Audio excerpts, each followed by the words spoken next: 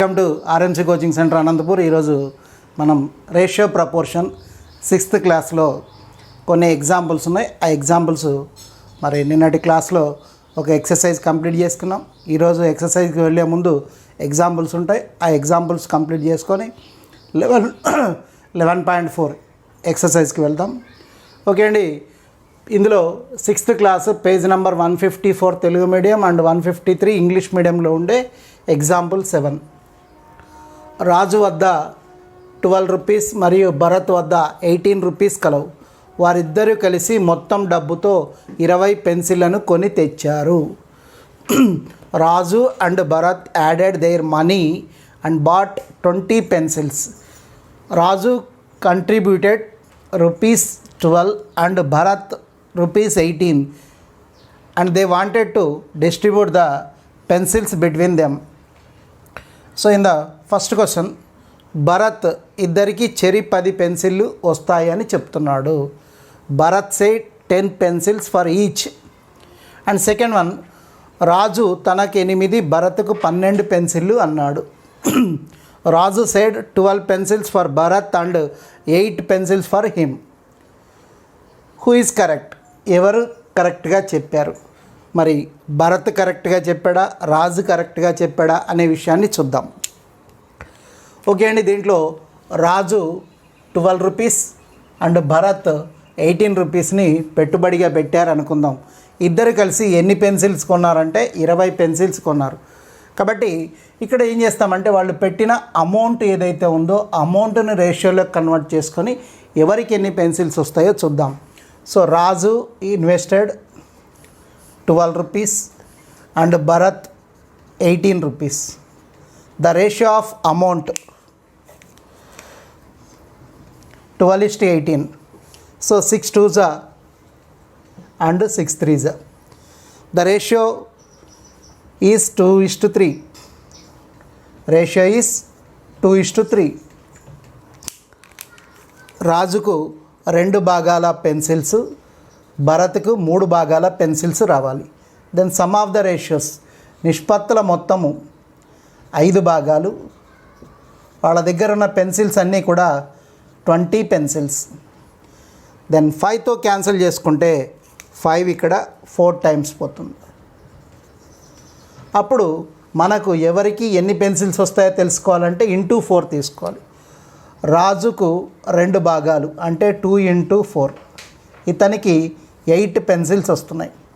భరత్కి 3 భాగాలు 3 into 4, ఇతనికి 12 pencils వస్తున్నాయి. రాజుకు 8 పెన్సిల్స్, అదేవిధంగా భరత్కు 12 పెన్సిల్స్ రావాలి. మరి ఎవరు కరెక్ట్గా చెప్పారు? హూ సైడ్ కరెక్ట్ మీన్స్ రాజు తనకి 8, భరత్కు 12 పెన్సిల్స్ వస్తాయని చెప్తున్నాడు. కాబట్టి సెకండ్ సెంటెన్స్ ఈజ్ కరెక్ట్. రాజుకి 8, భరత్కు 12 పెన్సిల్స్ వస్తున్నాయి. Statement is correct. Okay. Next 6th class page number 155 Telugu medium and 154 English మీడియంలో ఉండే ఎగ్జాంపుల్ నెంబర్ 8. 12 పెన్సిళ్ళ ధర 24 రూపాయలు అయితే 10 పెన్సిళ్ళ ధర ఎంత? If cost of 12 pencils is ₹24, then find the cost of 10 pencils. ఇది ఏకవస్తు పద్ధతి అని మనం చెప్పుకున్నాం. దీన్ని యూనిటరీ మెథడ్ అంటాం. నేను ఎగ్జాంపుల్స్ చెప్పేటప్పుడు ఫస్ట్లోనే మీకు చెప్పాను, రేషియో ప్రపోర్షన్ చెప్పినప్పుడు ఏకవస్తు పద్ధతి 6th క్లాస్ 7th క్లాస్లో ఉన్నాయని. దాంట్లో ఇది ఫస్ట్ ఎగ్జాంపుల్ మీకు ఇవ్వబడింది. సెకండ్ ఎగ్జాంపుల్ ఇది 6 సీసాలలో ఉండే పండ్ల రసం గురించి. సో మరి దీనికి ఆన్సర్ ఎట్లా తీసుకోవాలి? 12 పెన్సిళ్ళ ధర 24 అయితే 10 పెన్సిళ్ళ ధర ఎంత? ఓకే.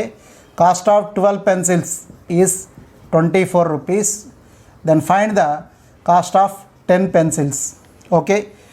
మనం ఏం చెప్పుకున్నామంటే మనకు ఏ నంబర్ అయితే వాల్యూ కనుక్కోవాలనుకున్నామో ఆ కనుక్కోవాల్సిన నంబరు ఎప్పుడు కూడా న్యూమరేటర్లో వేసుకుంటాం. 10 న్యూమరేటర్కి వెళ్ళిపోతుంది. అగైన్ ఏ నంబర్కి అయితే ఎగ్జాక్ట్ వాల్యూ మనకు తెలుసో ఆ నంబర్ డినామినేటర్లో వేసుకుంటాం. సో దాని వాల్యూ ఏదైతే ఉందో దాన్ని మల్టిప్లైలో వేసుకుంటాం. 10 పెన్సిల్స్ కాస్ట్ మనకు కావాలి కాబట్టి 10/12 పెన్సిల్స్ వాల్యూ మనకు తెలుసు కాబట్టి by 12 ఆ 12 పెన్సిల్స్ వాల్యూ ఎంత అంటే 24. సో ఇక్కడ ఇంటూ 24, అప్పుడు 12తో క్యాన్సిల్ చేసుకోండి. 12 2s are 24, 10 2s are 20. The cost of 10 pencils is 20 rupees. 10 పెన్సిళ్ళ ధర ఎంత అంటే 20 రూపాయలు. 12 పెన్సిళ్ళకి 24 అయితే 10 పెన్సిళ్ళకి ఎంత? Okay right. నెక్స్ట్ ఇంకొక పద్ధతి మీకు చెప్పాను అప్పుడు. 12 పెన్సిల్స్ ఈజ్ 24 రూపీస్. అయితే 12 ఇక్కడ 2 టైమ్స్ పోతుంది. అగైన్ మనకు కావాల్సింది 10 pencils. 10 into 2 that is equal 20 rupees. ఇదొక పద్ధతి. 12 పెన్సిల్స్ కాస్ట్ 24 రూపీస్ అయితే 12 ఇక్కడ 2 టైమ్స్ పోతుంది కాబట్టి ఈచ్ పెన్సిల్ 2 రూపీస్. అప్పుడు మనకు కావాల్సింది 10 పెన్సిల్స్ కాబట్టి 10 2s are 20 రూపీస్ అని వేసుకోవచ్చు. Next 9th example. 6 సీసాల పండ్ల రసం 210 రూపాయలు అయినా 4 సీసాల పండ్ల రసం వెల ఎంత? ఓకే అండి. If the cost of 6 bottles of juice is rupees 210, then what will be the cost of 4 bottles of juice? Okay, same unitary method. 6 సీసాల పండ్ల రసం వెల 210 అయితే 4 సీసాల పండ్ల రసం వెల ఎంత? If the cost of 6 bottles of juice 210 rupees, find the cost of 4 bottles. Okay right. 6 బాటిల్స్కి 210 rupees అయితే 4 బాటిల్స్కు ఎంత? 4కి క్వశ్చన్ మార్క్ పెట్టాం, న్యూమరేటర్లో ఉంటుంది. 6 బాటిల్స్ కాస్ట్ మనకు తెలుసు, బై 6 కాస్ట్ ఎంత అంటే 210. ఓకే, 6 టేబుల్తో క్యాన్సిల్ చేసుకోండి. 6 35, then 35 4s are 140. Cost of 4 bottles is 140 rupees. Okay, next second method చూస్తే 6 బాటిల్స్ కాస్ట్ 210 మీన్స్ 6 ఇక్కడ 35 టైమ్స్ పోతుంది. అగైన్ 4 బాటిల్స్ కాస్ట్ కావాలి కాబట్టి 4 into 35 that is equal 140 rupees. Okay, questions exercise 11.4 నుంచి అభ్యాసం 11.4 Telugu medium page number 154, English medium page number 153లో exercise ఇవ్వబడింది. దాంట్లో ఫస్ట్ క్వశ్చన్ 3 యాపిల్స్ ధర 45 రూపీస్ అయితే 5 యాపిల్స్ వెల ఎంత అంటున్నాడు. సో 3 యాపిల్స్ ధర 45 రూపాయలు అయినప్పుడు 5 యాపిల్స్ ధర ఎంత? If 3 apples cost is 45, how much would 5 apples cost? Okay, if 3 apples cost is rupees 45, how much would 5 apples cost? Okay, మరి ఇది యూనిటరీ మెథడ్లో క్వశ్చన్స్ కాబట్టి 3 యాపిల్స్ కాస్ట్ 45, దెన్ 3 ఇక్కడ 15 టైమ్స్ పోతుంది. అగైన్ మనకి ఇంకా ఎన్ని యాపిల్స్ కావాలి? 5 apples. 5 into 15 that is equal 5 15s 75 rupees. Okay, 5 యాపిల్స్కి ఎంత అవుతుంది? 75 రూపీస్ అవుతుంది. ఓకే, నెక్స్ట్ అదే సెకండ్ మెథడ్కి వస్తే 3 యాపిల్స్ కాస్ట్ 45 అయితే 5 యాపిల్స్ కాస్ట్ ఎంత? సో మనం క్వశ్చన్ మార్క్ పెట్టింది దేనికి క్వశ్చన్ మార్క్ పెట్టామంటే 5కి క్వశ్చన్ మార్క్ పెట్టాం. 5 యాపిల్స్ కాస్ట్ మనకు కావాలి కాబట్టి 5 యాపిల్స్కి కాస్ట్కు మనం కనుక్కోవాల్సి ఉంటుంది కాబట్టి 5 అనేది న్యూమరేటర్లోకి పంపించండి, 3 అనేది డినామినేటర్లో వేసుకోండి, 45ని మల్టీప్లైలో వేసుకోండి. 3 ఇక్కడ 15 టైమ్స్ 15 5s are 75 రూపీస్ అవుతుంది. ఓకే అండి right. Next second question. Lakshmi 7 పుస్తకాలకు గాను 56 రూపీస్ చెల్లించాను అయితే కేవలం 3 పుస్తకాలకు ఎంత చెల్లించాల్సి ఉంటుంది? Lakshmi bought 7 books for a total of 56 rupees. How much would she pay for just 3 books? Okay అండి, 7 పుస్తకాలకు 56 రూపాయలు ఆమె కట్టినట్లయితే కేవలం 3 పుస్తకాలకు ఎంత చెల్లించాల్సి ఉంటుంది అంటున్నాడు. 7 books కాస్ట్ 56 అయితే 3 books కాస్ట్ ఎంత?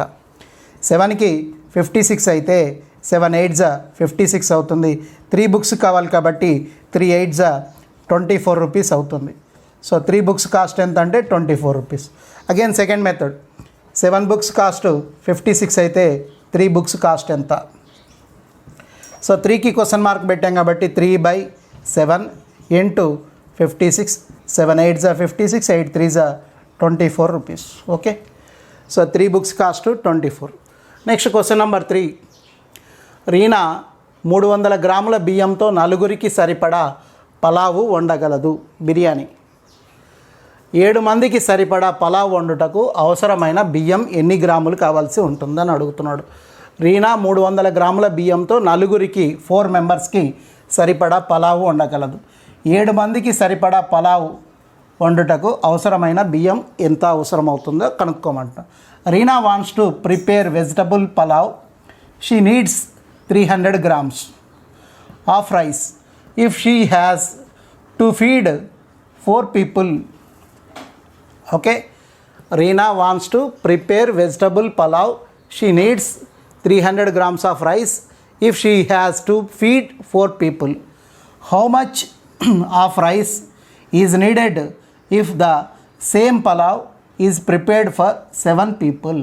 Okay, మరి 300 గ్రాములతో నలుగురికి పలావ్ వండితే మరి 7గురికి పలావ్ వండాలంటే ఎన్ని గ్రాములు కావాలి అంటున్నాడు.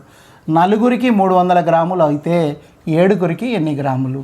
4 మెంబర్స్కి 300 grams అయితే 4 ఇక్కడ ఎన్ని టైమ్స్ పోతుంది? 75 టైమ్స్ పోతుంది. అప్పుడు మరి 7గురికి అంటే 7 × 75, అప్పుడు 7 × 75, 7 5 35, 3 49, 52, 525 grams మనకు రైస్ అవసరం అవుతుంది అని అర్థం. ఓకే, దీన్నే సెకండ్ మెథడ్లోకి వస్తే మనం ఎట్లా తీసుకుంటామంటే, ఇప్పుడు 300 గ్రాములు నలుగురికి, 7గురికి ఎన్ని గ్రాములు వస్తుంది? 300 గ్రాములు అయితే నలుగురికి, మరి 7గురికి ఎన్ని గ్రాములు కావాలి? ఇక్కడ క్వశ్చన్ మార్క్ దేనికి పెట్టాం? 7కి పెట్టాం. 7/4 మెంబర్స్కి 300 grams అవసరం అవుతుంది. 4 ఇక్కడ 75 టైమ్స్ పోతుంది. 75 7s 525. So 525 grams of rice అక్కడ అవసరం అవుతుంది. Okay, next 4th question. 16 కుర్చీల ధర 3600 అయినా 4500 రూపాయలకు కొనగలిగిన కుర్చీల సంఖ్య ఎంత? 16 కుర్చీలను కొంటే 3600 అవుతుంది. అదే 4500కు ఎన్ని కుర్చీలు కొనే అవకాశం ఉంటుంది అని అడుగుతున్నాడు. The cost of 16 chairs is rupees 3600. Find the number of chairs that can be purchased for rupees 4500. 4500కు ఎన్ని కుర్చీలను కొనే అవకాశం ఉంది కనుక్కోమంటున్నాడు. సో 16 కుర్చీలకు ఎంత కాస్ట్ అయిందండి? 3600 అయింది. అయితే 4500కు ఎన్ని కుర్చీలు వస్తాయో చూద్దాం. 3600కు 16 కుర్చీలు వస్తున్నాయి కాబట్టి అప్పుడు 16 కుర్చీలకు 3600. సేమ్ పైన క్వశ్చన్ ఎట్లా ఉందో అట్లాగే తీసుకుంటాం. 16 కుర్చీలకు 3600 అయితే 4500కు ఎన్ని కుర్చీలు వస్తాయి అని అడుగుతున్నాడు. సో మనం క్వశ్చన్ మార్క్ పెట్టింది 4500కి.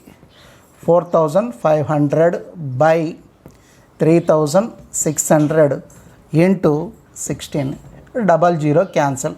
ఓకే, అగైన్ 9 టేబుల్తో తీసుకుంటే 9 4s 36, 9 5s 45. 4 టేబుల్తో తీసుకుంటే 4 4s 16. అప్పుడు ఎన్ని కుర్చీలు కొనే అవకాశం ఉందంటే 20 చైర్స్. 4500కి ఎన్ని కుర్చీలు కొనవచ్చు అంటే 20 కుర్చీలను కొనవచ్చును. 3600కు 16 కుర్చీలు అయితే 4500కి ఎన్ని కుర్చీలు వస్తున్నాయి? 20 కుర్చీలు వస్తున్నాయి. ఓకే అండి, రైట్. ఇక్కడికి 4 క్వశ్చన్స్ చూసాం. నెక్స్ట్ క్వశ్చన్కి వెళ్దాం. Question number 5.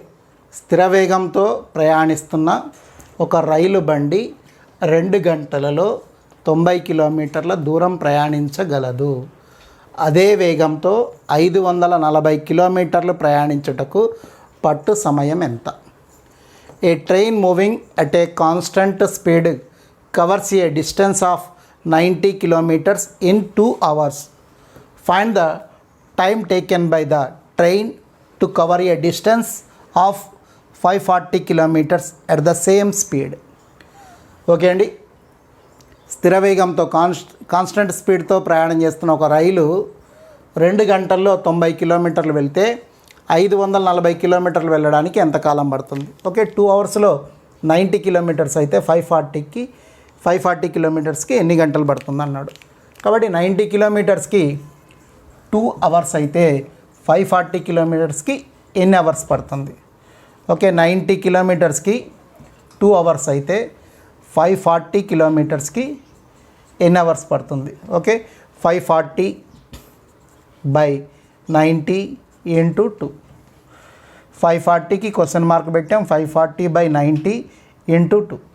0 9 6 54 6 2 12 దెన్ 12 అవర్స్ 12 గంటల సమయం పడుతుంది. ఓకే అండి. Right. Next question number 6. Kumar ఆదాయం 3 నెలలకు 15,000 రూపీస్. అదే వంతున 5 నెలలకు వచ్చు ఆదాయం ఎంత? నెక్స్ట్ 95,000 రూపాయలను ఎన్ని నెలలకు సంపాదించగలడు అంటున్నాడు. The income of Kumar for 3 months is ₹15,000. Then how much will he earn in 5 months and in how many months will he earn ₹95,000. Questions ఇవ్వబడ్డాయండి. అయితే కుమార్ అనే అతను 3 నెలలకు గాను 15,000 సంపాదిస్తున్నాడు. అయితే 5 నెలలకు ఎంత సంపాదిస్తాడు? అదే 95,000 సంపాదించాలంటే అతనికి ఎన్ని నెలలు పడుతుంది అని అడుగుతున్నాడు. కాబట్టి క్వశ్చన్లో ఫస్ట్ 3 నెలలకు 15,000 అన్నాడు కదా. 3 monthsకి వచ్చేసి 15,000 రూపీస్. అప్పుడు 3 ఇక్కడ 5 times పోతుంది. అంటే ఈచ్ మంత్ 3 month అతను సంపాదించేది ఎంత అంటే 5,000. దాని ప్రకారం క్వశ్చన్ ఏ 5 monthsకి ఎంత సంపాదిస్తాడు అన్నాడు. ఓకే, 5 monthsకి అతను సంపాదించేది ఎవ్రీ మంత్ 5,000 కాబట్టి 5 monthsకి వచ్చేసి 5 5 25,000 సంపాదిస్తాడు. ఓకే, క్వశ్చన్ బి 95,000 సంపాదించాలంటే ఎన్ని నెలలు పడుతుంది? Every month 5,000 సంపాదిస్తాడు. అయితే 95,000 సంపాదించాలంటే ఎంతకాలం పడుతుంది? కాబట్టి 95,000 బై 5,000. 0s 3 క్యాన్సిల్ చేయండి. 5 ఇక్కడ 19 times పోతుంది. అంటే 19 నెలల సమయం పడుతుంది. 19 months పడుతుంది. 19 monthsకి అతనికి 95,000 ఆదాయం వస్తుంది. 95,000 సంపాదించాలంటే సో 95,000 అతను ఎడ్ చేయాలంటే టైం ఎంత పడుతుందంటే 19 months పడుతుంది. ఓకే అండి. And 7th question. 7 మీటర్ల వస్త్రం వెల ₹294. అయితే 5 మీటర్లకు ఎంత అవుతుంది అన్నాడు. 5 మీటర్ల ధర ఎంత? If the cost of 7 meters of cloth is ₹294, find the cost of 5 meters of cloth. 5 మీటర్ల ధర ఎంత అవుతుంది? 7 metersకి 294 అయితే 5 metersకి ఎంత? 7 metersకి 294 మీన్స్ 7 ఇక్కడ 42 times పోతుంది. కాబట్టి 5 metersకి 5 42 210 రూపీస్ అవుతుంది. సెకండ్ మెథడ్కి వస్తే 7 meters కాస్ట్ 294 అయితే 5 meters కాస్ట్ ఎంత? 5కి క్వశ్చన్ మార్క్ పెట్టాం కాబట్టి 5/7 ఇంటూ 294. 5/7 ఇంటూ 294. 7 ఇక్కడ 42 times పోతుంది. 5 ఇంటూ 42 210 రూపీస్ అవుతుంది. ఓకే, 5 మీటర్ల ధర ఎంత అంటే ₹210 అవుతుంది. 7 మీటర్లకు 294 అయితే 5 మీటర్లకు ₹210. Okay, next question number 8. ఒక రైతు వద్ద గల గొర్రెలు ఆవుల నిష్పత్తి 8:3. దాని క్రింద 3 క్వశ్చన్లు ఇచ్చాడు. ఫస్ట్ క్వశ్చన్, ఆవుల సంఖ్య 180 అయినప్పుడు గొర్రెల సంఖ్య ఎంత? నెక్స్ట్ సెకండ్ క్వశ్చన్, గొర్రెల సంఖ్యకు మొత్తం పశువుల సంఖ్యకు గల నిష్పత్తి ఎంత? థర్డ్ క్వశ్చన్, మొత్తం పశువుల సంఖ్యకు ఆవుల సంఖ్యకు గల నిష్పత్తి ఎంత? Okay, a farmer has sheep and cows in the ratio 8:3. First question, how many sheep has the farmer if he has 180 cows? Second question, find the ratio of the number of sheep to the total number of animals. And third question, find the ratio of the total number of animals with the farmer to the number of cows with him. Okay అండి, right. దీంట్లో ఒక రైతు వద్ద గొర్రెలు ఆవులు ఏ నిష్పత్తిలో ఉన్నాయంటే 8:3 రేషియోలో ఉన్నాయి. అయితే దాంట్లో ఆవుల సంఖ్య 180 అయితే గొర్రెల సంఖ్య ఎంత? నెక్స్ట్ గొర్రెల సంఖ్యకు మరియు మొత్తం పశువుల సంఖ్యకు గల నిష్పత్తి ఎంత? మొత్తం పశువుల సంఖ్యకు ఆవుల సంఖ్యకు గల నిష్పత్తి ఎంత? ఇలా క్వశ్చన్స్ అడుగుతున్నాడు. మరి ఫస్ట్ రైతు దగ్గర గొర్రెలు మరియు ఆవులు ఏ రేషియోలో ఉన్నాయండి? 8:3. గోడ్స్ అండ్ కౌస్ అండ్ టోటల్ ఇట్లా చూసుకుందాం. Okay, some of the ratios total 11 parts. Okay అండి, దాంట్లో గొర్రెలు ఆవుల నిష్పత్తి 8:3, మొత్తం కలిపి 11 భాగాలు 11 parts టోటల్. ఆవుల సంఖ్య 180 అయినప్పుడు గొర్రెల సంఖ్య ఎంత? ఆవులు కౌస్ 3 parts గాను ఓకే, క్వశ్చన్ నెంబర్ 1 ఏ 3 పార్ట్స్కు 180 అయితే మరి ఇక్కడ గొర్రెల సంఖ్య గోడ్స్ ఎన్ని ఉన్నాయని అడుగుతున్నాడు.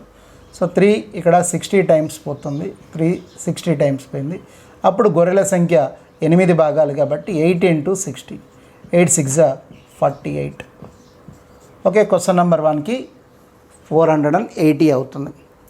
ఆవుల సంఖ్య 180 అయినప్పుడు గొర్రెల సంఖ్య ఎంత అంటే 480.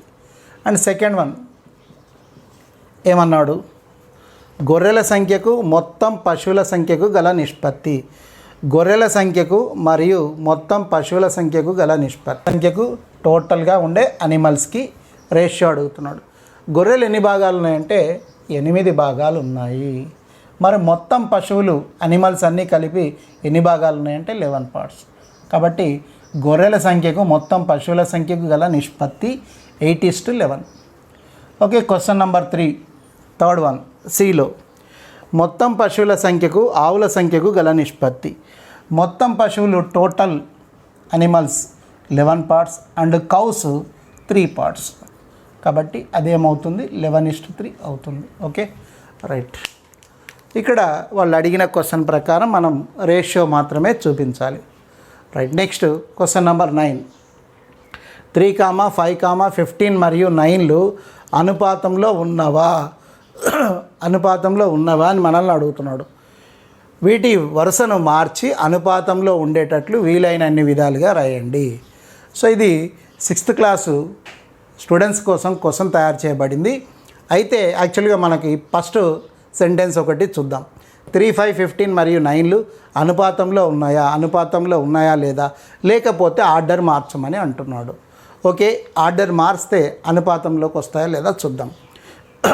Are 3, 5, 15, 9 in proportion? If we change their order, can we think of proportional pairs? Write as many proportionality statements as you can for the above example. Okay అండి, దీంట్లో 3, 5, 15, 9 అనేవి ప్రపోర్షన్లో ఉన్నాయా లేదా చూసుకుందాం. లేకపోతే ఆర్డర్ మారిస్తే ప్రపోర్షన్లోకి వస్తాయా లేదా చూద్దాం. ఇచ్చిన నంబర్స్ ఏంటండి 3, 5, 15, 9. సో ప్రపోర్షన్లో ఉండాలి అంటే అంత్యపదముల లబ్ధము ఈజ్ ఈక్వల్ టు మధ్య పదముల లబ్ధం. Product of extremes is equal product of means 9 3s 27 and 5 15s 75. ఇవి ప్రపోర్షన్లో లేదు, నాట్ ఈక్వల్, ప్రపోర్షన్లో లేవు. ప్రపోర్షన్లో ఉండాలంటే ఆర్డర్ మార్చుకొని చూద్దాం. ఇవే నంబర్స్ని ఆర్డర్ మారుస్తున్నాను. 3, 5, 9, 15 ఇలా ఈ రెండు నంబర్లను ఏం చేశానంటే ఆర్డర్ మార్చాను. 9, 15 ఆర్డర్ చేంజ్ చేశాను. ఇప్పుడు ప్రపోర్షన్లోకి వస్తాయా లేదా చూద్దాం. 15 3s 45, 9 5s 45. ఆర్డర్ మారిస్తే వచ్చేసినాయి. కాబట్టి అంత్యపదంలో లబ్ధం 3 15s is equal to 5 9s. Okay, 45 is equal to 45. So ఇప్పుడు ప్రపోర్షన్లోకి వచ్చేసాయి అని అర్థం. సో ఆర్డర్ మార్చిన తర్వాత అవి ప్రపోర్షన్లోకి వచ్చాయి. సో ఆర్డర్ ఏం మార్చాం, లాస్ట్ 2 నంబర్స్ ప్లేసెస్ చేంజ్ చేసాం. ఓకే అండి రైట్. గడిచిన 30 రోజులలో ఉష్ణోగ్రతలు 15 degrees మేర పడిపోయినది. గడిచిన 30 రోజులలో ఉష్ణోగ్రతలు 15 degrees మేర పడిపోయినది. ఇదే విధంగా తగ్గుచూ పోయినా రాబోయే 10 రోజులలో ఎంత మేరకు ఉష్ణోగ్రత తగ్గుతుంది అని అడుగుతున్నాడు. The temperature has dropped by 15 degrees Celsius in the last 30 days. If the rate of temperature drop remains the same, how much more will the temperature drop in the next 10 days? Okay, so 30 రోజుల్లో 15 degreesకి తగ్గినట్లయితే 15 degrees తగ్గినట్లయితే 10 daysలో ఎంత తగ్గుతుంది అని అడుగుతున్నాడు అండి. 30 రోజులకు 15 degrees తగ్గితే 10 రోజులకి ఎంత తగ్గుతుంది? Okay, unitary method. 30కి 15 అయితే 10కి ఎంత తగ్గుతుంది? 10/30 into 15. 10/30 into 15. 10 3s 3 5s. So టోటల్గా ఎన్ని డిగ్రీస్ డిక్రీజ్ అవుతుందంటే 5 degrees. Okay right. Next question number 11, ఖాళీలను పూరించండి, fill in the blanks. So వాళ్ళు ఇచ్చిన బ్లాంక్స్ను ఫిల్అప్ చేయాలి. ఫస్ట్ ఏముంది 15/18 is equal to blank by 6. Next is equal 10 by blank, again is equal to blank by 30. మరి బ్లాంక్స్ ఫిల్అప్ చేయాలంటే ఏం చేయాలంటే ఫస్ట్ ఫ్రాక్షన్ ఏది ఉందో దాన్ని తీసుకుందాం. సో ఫస్ట్ ఫ్రాక్షన్ ఏముందంటే 15/18, 15/18 ఆర్ 15:18. దీన్ని రేషియోలో కన్వర్ట్ చేసుకుంటే ఇక్కడ 3 టేబుల్తో 3 5s 3 6s. ఇప్పుడు మరి ఇది న్యూమరేటర్, ఇది డినామినేటర్ అనుకోండి. సో డినామినేటర్ ఎంత ఉందండి 6 ఉంది, అప్పుడు న్యూమరేటర్ ఎంత ఉండాలి 5 ఉండాలి. ఓకే నెక్స్ట్ ఇప్పుడు ఇది 6 ఉంది, డినామినేటర్ న్యూమరేటర్ 5 ఉంది. ఆ 5 ఏమైంది 10 అయింది, అంటే ఇంటూ 2. అప్పుడు దీన్ని ఇంటూ 2 చేస్తే ఆటోమేటిక్గా దీన్ని కూడా ఇంటూ 2 చేయాలి. అప్పుడు ఇది ఏమవుతుంది డినామినేటర్ 12 అవుతుంది. ఓకే 5/6లో డినామినేటర్ ఇక్కడ 30 అయింది, అంటే ఇంటూ 5. అప్పుడు న్యూమరేటర్ కూడా ఇంటూ 5 వేసుకుంటే 5 5s 25 అవుతుంది. ఓకే 25/30. సో ఫస్ట్ మనకి ఇచ్చిన ఫ్రాక్షన్ని రేషియోలో కన్వర్ట్ చేసుకుంటే 5:6 అవుతుంది, మీన్స్ 5/6. అప్పుడు న్యూమరేటర్ 5, డినామినేటర్ 6 అవుతుంది. Next is equal to numerator 10 అన్నాడు, డినామినేటర్ 12 అన్నాడు. మరి డినామినేటర్ 12 ఉంది అంటే ఆ రీజన్ ఏంటంటే 6ని 2తో మల్టిప్లై చేశాడు, 6 2s 12. అప్పుడు ఆటోమేటిక్గా 5ని కూడా 2తో మల్టిప్లై చేస్తే అదేమవుతుంది 10 అవుతుంది, 10/12. అంటే మనం ఫస్ట్లోనే రేషియో చెప్పేటప్పుడు ఏం చెప్పానంటే ఒక నిష్పత్తిలోని 2 విలువలను ఒకే సంఖ్యతో గుణించిన లేదా ఒకే సంఖ్యతో భాగించిన నిష్పత్తి విలువ మారదు. ఈ న్యూమరేటర్ డినామినేటర్ రెండింటిని ఒకే నెంబర్తో మల్టిప్లై చేసినా ఒకే నెంబర్తో డివిజన్ చేసినా దాని రేషియో వాల్యూ చేంజ్ కాదు. ఓకే నిష్పత్తి విలువ మారదు, కాబట్టి ఈ విధంగా తీసుకుంటాం. ఓకే ఫస్ట్ దాన్ని రేషియోలో కన్వర్ట్ చేసుకుంటే ఆటోమేటిక్గా మనకు తెలిసిపోతుంది. ఓకే అండి. నెక్స్ట్ ఈ క్వశ్చన్ 12th క్వశ్చన్ కూడా అలాంటిదే. వెడల్పు మరియు పొడవుల నిష్పత్తి 2:5. Ratio of breadth and length of a hall is 2:5. Then ఇక్కడ మనకు కొన్ని బ్లాంక్స్ ఇచ్చాడు, ఆ బ్లాంక్స్ ఫిల్అప్ చేయాలి. బ్లాంక్స్ ఫిల్అప్ చేయాలంటే ఆటోమేటిక్గా దాన్ని రేషియోలో కన్వర్ట్ చేయాలి. Okay B